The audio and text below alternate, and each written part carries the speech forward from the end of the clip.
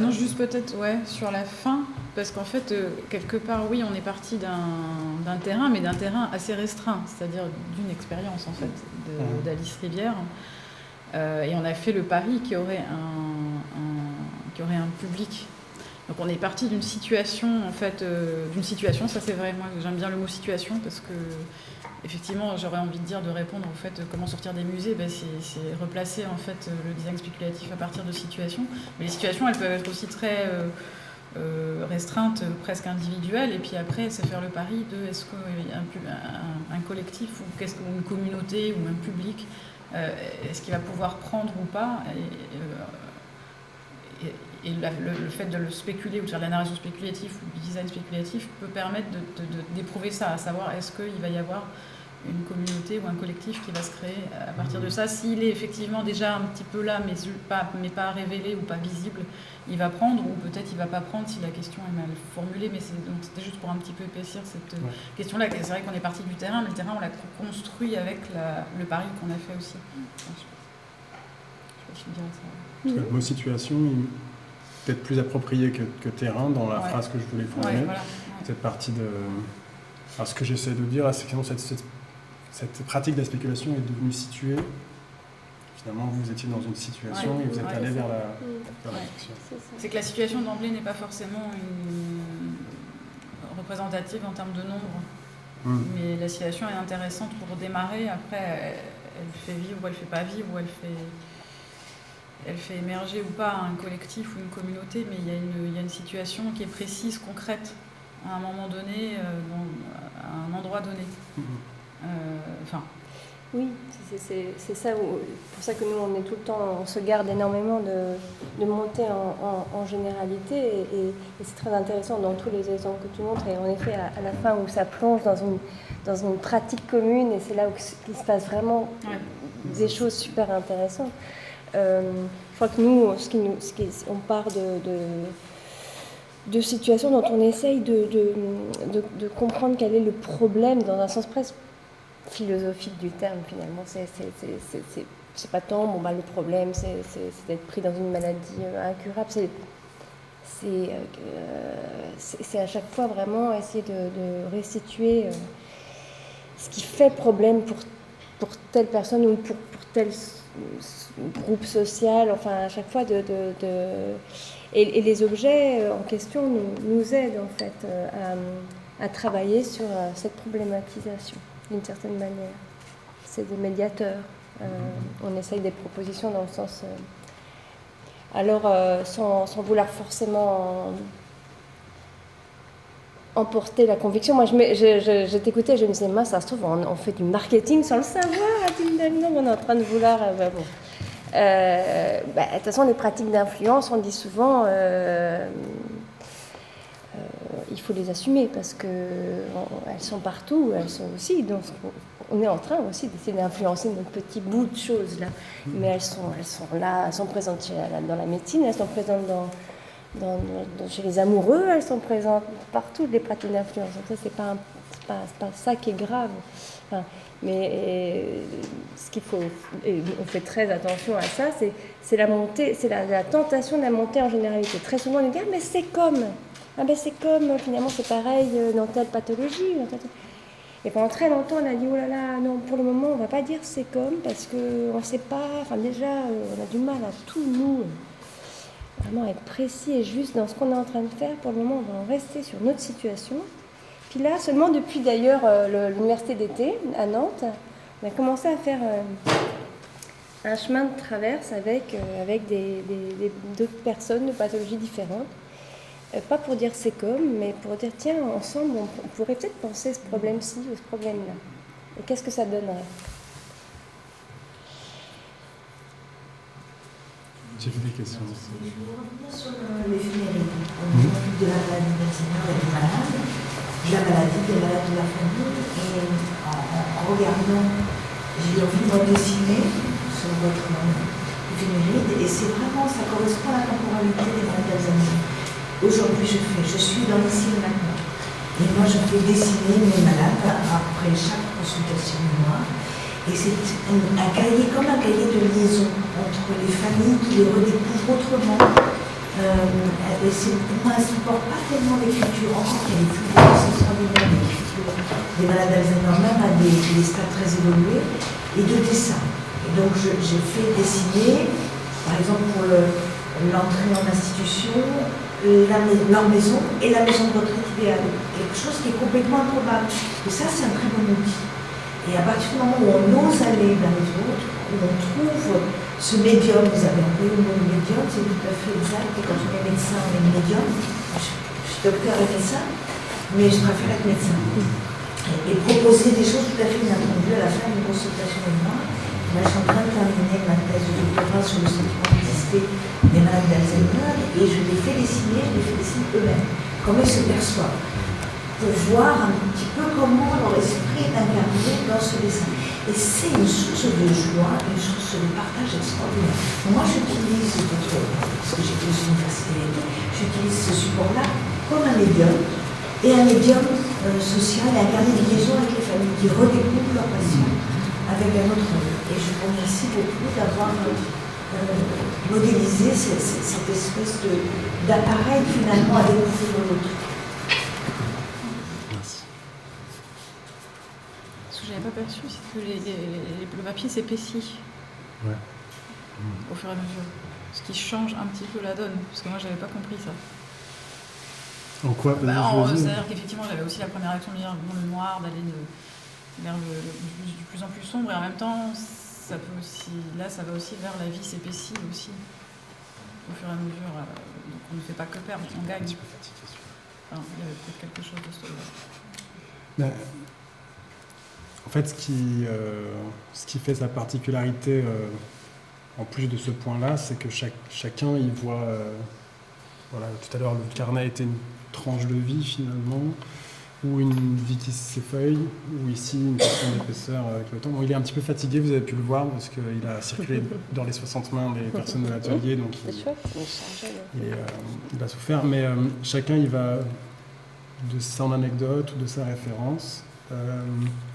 Et il devient ce miroir déformant, ce point de cristallisation, il a plein de termes différents à utiliser. Peut-être qu'il faut que je trouve une terminologie de quel est l'usage et la fonction de ce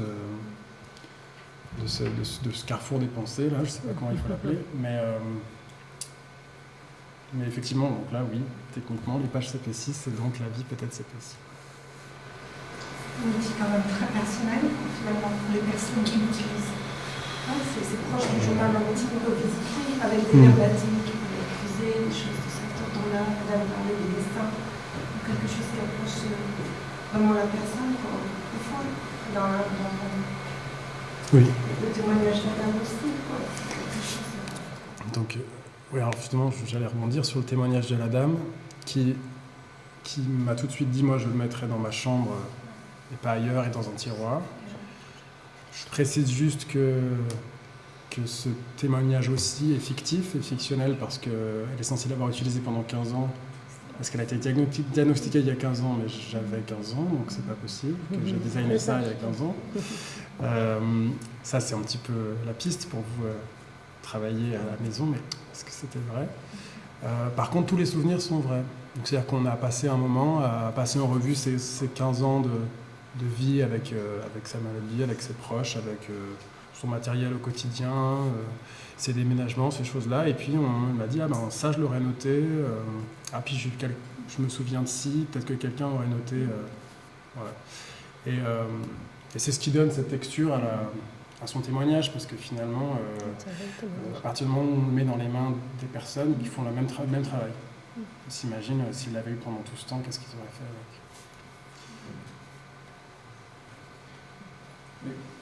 Il y en a deux. Je regarde justement les logos. Ouais. Quelles sont vos relations avec le PSL vous êtes entre le 45 et le 22 avec des dépendants cognitifs? Ça pourrait vous intéresser ça pourrait vous intéresser. C'est fort probable, je vais peut-être aller toquer à leur porte. PPSL est finalement l'institut qui chapeaute ici mon travail doctoral de recherche.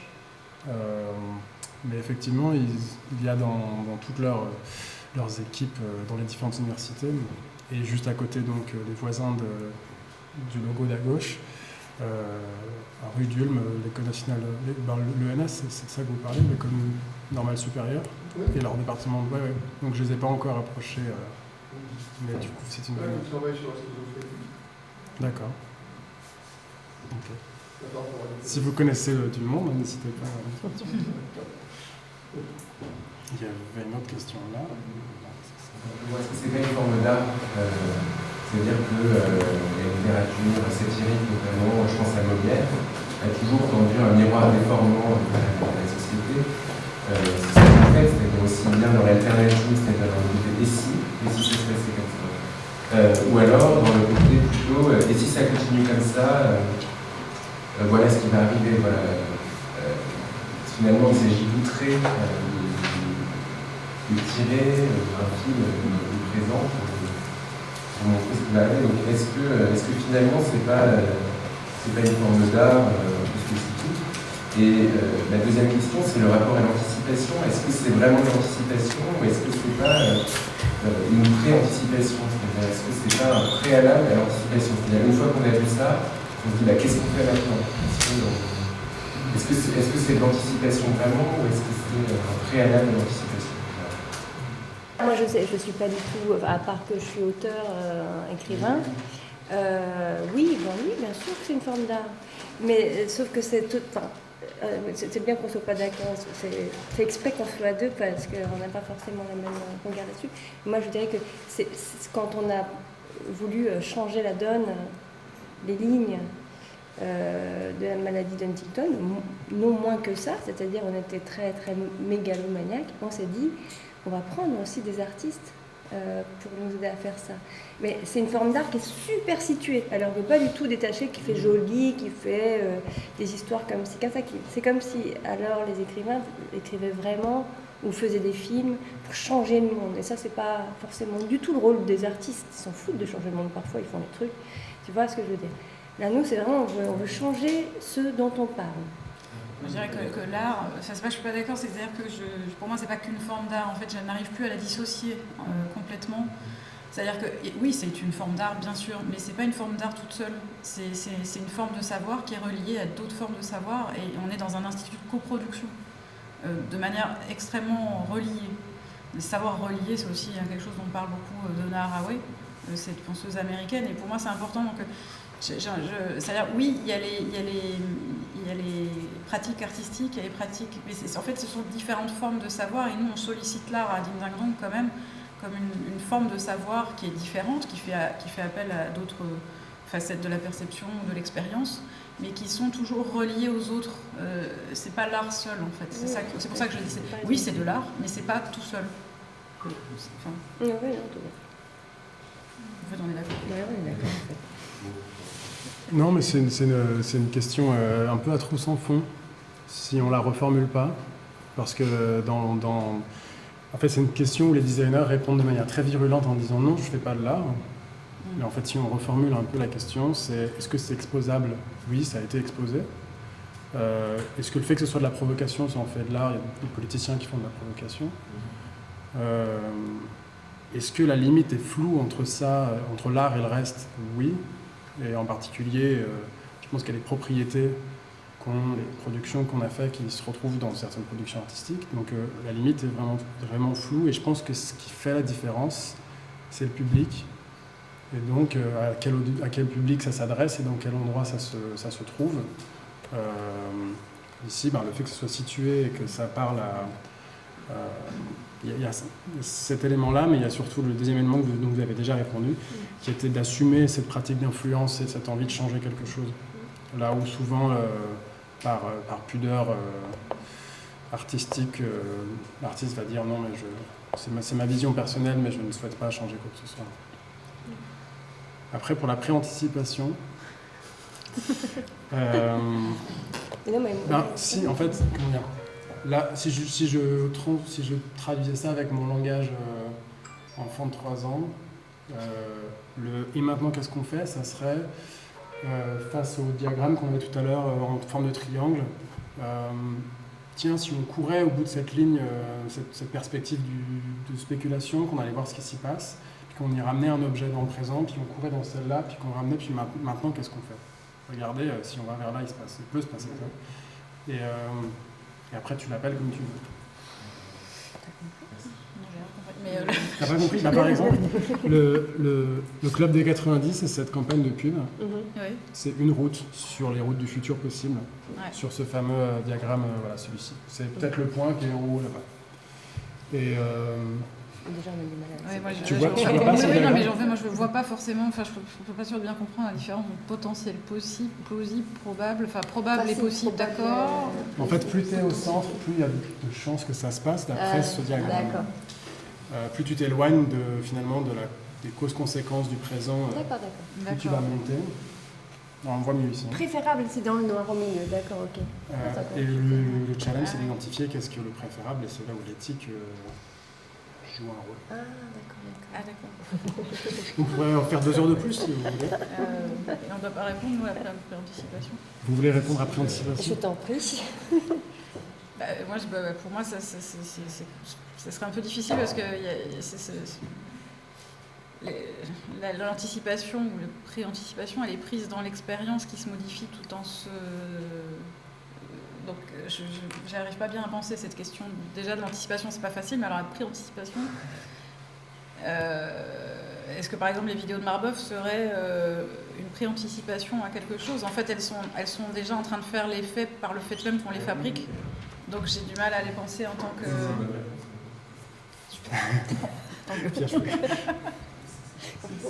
C'est aussi une forme.